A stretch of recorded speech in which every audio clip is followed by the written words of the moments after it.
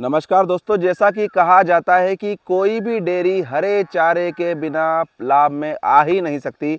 तो ये देखिए, ये हमारा डेयरी फार्म है और हमने यहाँ चारे के रूप में क्या क्या चीज़ें लगा रखी है। हमने एक वीडियो के माध्यम से बनाया भी था जब इस नेपियर ग्रास को लगाया था। ये देखिए, जो नेपियर ग्रास है ये हमने बाहर से मंगवाया था और इसको लगभग 17 जनवरी के दिन लगाया था। आज लगभग 2.5 महीने के बाद ये जो हरा चारा है, ये जो नेपियर ग्रास है, ये इस स्थिति में आ चुका है। और नेपियर ग्रास जो है, इसमें जो पोषक तत्व है बहुत अच्छे होते हैं और आज अगर ये नेपियर ग्रास लग गया है तो आने वाले 5, 6, 7 सालों तक हमें ये चारा देता रहेगा। नेपियर ग्रास में जो पौष्टिक तत्व हैं ये बहुत ज़्यादा होते हैं। नमी की मात्रा, पानी की मात्रा बहुत अच्छी होती है, प्रोटीन बहुत स्थिति होता है। इसलिए जो नेपियर ग्रास है सबसे अच्छे जो हरे चारे होते हैं उनकी श्रेणी में आता है। हमने इसमें 2 वेराइटी मंगाई थी और लगभग 17 जनवरी के दिन हमने ये लगाया था और उसके 8 से 10 दिन बाद वो जो दूसरी वैरायटी थी हमने वो लगाई थी। दोनों ही नेपियर ग्रास की वैरायटी है। आप ये देखिए, ये लगभग 2-2.5 महीने में यहाँ आ गए हैं मेरे कंधे के आसपास और कुछ बड़े भी हैं उसमें आगे। और ये दूसरी वैरायटी जो देखिए, ये इससे लगभग 10 दिन के बाद हमने बोई है। और ये देखिए, पूरे जो खेत है इसमें ये छा चुका है, कहीं कोई इसमें दिक्कत नहीं है, कहीं कोई गैप नहीं है। और इतने बेहतरीन तरीके से ये जो हरा चारा है हमारा, ये बढ़ हो, हमें पूरा विश्वास भी है। और जिस हिसाब से इसकी ग्रोथ चल रही है उस हिसाब से यकीनन ये जो हरा चारा है ये बहुत बढ़िया होने वाला है। अब देखिए, 2 महीने में, 2.5 महीने में, ये तो 2 महीने का है फिलहाल, ये 2.5 महीने का लगभग हो चुका है और इसने बहुत अच्छी ग्रोथ कर चुका है कहीं कहीं। और लगभग जितने लगाए थे हमने वो लगभग सभी उग चुके हैं। बहुत कम ऐसे जो पौधे हैं, बहुत कम ऐसी जो गांठें हैं जो सफल नहीं हो पाई है, अन्यथा लगभग पूरे जो बोए थे वो आ चुके हैं। इसके अलावा देखिए और हमने क्या क्या चीज़ें लगा रखी है। ये देखिए, ये बरसीम, ये जो बरसीम है ये लगभग हम 8 से 10 सालों से बोते आए हैं।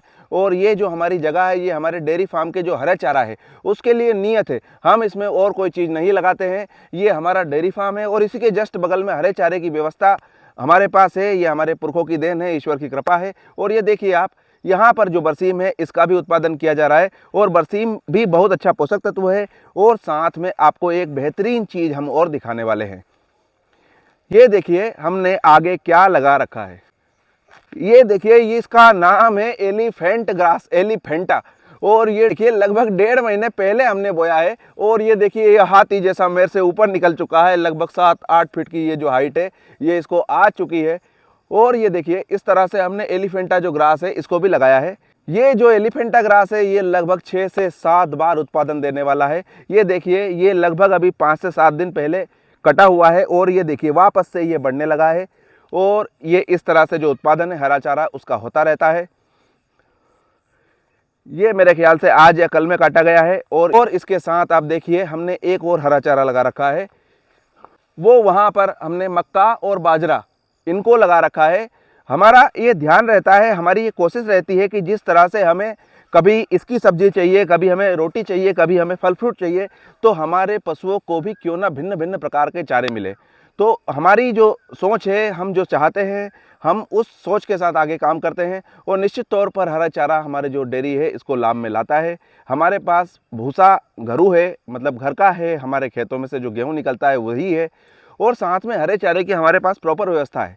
जब ये दोनों चीज़ें हमारे पास होती है तो हमारे पास जो खाने की लागत होती है पशुओं को वो बहुत कम हो जाती है। लगभग जो खल है वो बहुत कम मात्रा में हम लाते हैं और साथ में गेहूं का आटा भी हम थोड़ा सा देते हैं, तो वो भी घर से निकलता रहता है। इस तरह से जो हमारी डेयरी है वो चलती है। एक चीज़ और बता दें, अभी ये 4 चारे हमारे पास मौजूद है। ये देखिए, नेपियर ग्रास, हाथी घास और बरसीम हमारी लगाई हुई है। इस तरह से 4-4, 5-5 चीज़ें लगाई है। एक चीज़ और देखिए, ये जो मेड़े बीच में होती है, हमने इनमें जो नींबू के पेड़ हैं वो लगा दिए हैं। जो नींबू के पेड़ हैं उनमें देखिए आप, नींबू लगने लगे हैं और ये भी बहुत अच्छा उत्पादन देते हैं। ये देखिए कितने नींबू इसमें लगे हैं, ये गिनती करना असंभव है। लगभग हजारों नींबू मेरे ख्याल से इसमें होंगे। और आप पीछे वाला पेड़ देखिए, उसमें भी कितने लगते हैं। और ये सब जो झाड़ है इसमें हम रासायनिक खादों का प्रयोग नहीं करते हैं। हम यहाँ जो हमारी डेयरी है इसमें हम पूरा तरह से प्रयोग करते हैं गोबर की खाद का। और गोबर की खाद का प्रयोग करने के बाद हमें बड़ा अच्छा लाभ मिला है और इसीलिए हम एक कदम और आगे जा रहे हैं। जो वर्मी कंपोस्ट है, जो केचुआ खाद है, हम उसकी तैयारी कर रहे हैं। उसका बीज हमने तैयार कर लिया है। एक बेड है हमारे पास, जहां हमारे पास पहले इतने से केचुए थे और अब वो बढ़ के मेरे ख्याल से 7-8 किलो हो गए हैं। क्यों लगभग 7 से 8 किलो हमारे पास केचुए हो चुके हैं और अब एक बड़ी व्यवस्था उनकी की जाने वाली है। इस तरह से हम काम कर रहे हैं। और ये देखिए हमारी मक्का उधर से ख़त्म हो गई है, तो हमने यहाँ पर जो मक्का है वो बो दी है और आने वाले 2-3 महीनों में इससे भी जो चारा है वो मिलता रहेगा।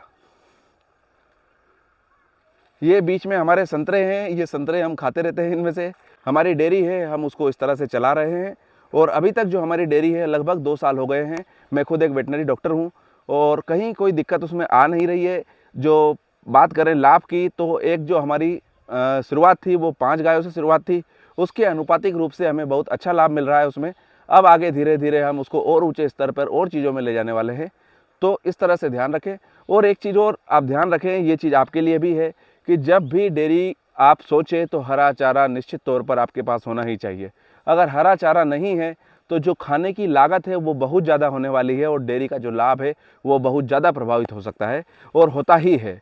तो इसलिए हरे चारे की व्यवस्था ज़रूर करें। इसी तरह की जानकारी के लिए बने रहिए मेरे साथ। जय हिंद, जय भारत, धन्यवाद।